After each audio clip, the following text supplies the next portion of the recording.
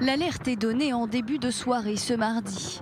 Peu après 18 heures, un hélicoptère de l'armée israélienne survole le kibboutz de Beit Kama dans le sud d'Israël, à quelques kilomètres de la bande de Gaza.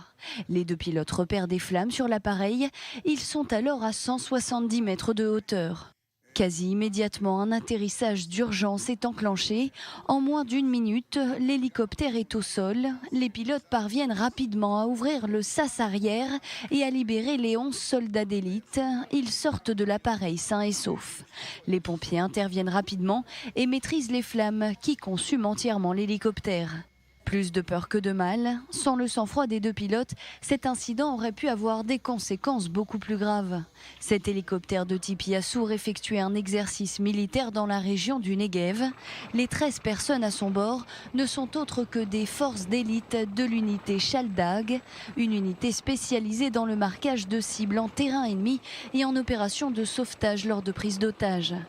Reste à déterminer les causes exactes de l'accident à bord de l'hélicoptère. Une enquête interne est en cours. Ces appareils de type Yassour doivent être remplacés depuis plus de 2 ans par l'armée israélienne. En 1997 déjà, une collision entre 2 hélicoptères Yassour dans le nord du pays avait tué les 73 soldats qui se trouvaient à bord. La pire catastrophe de l'armée aérienne israélienne.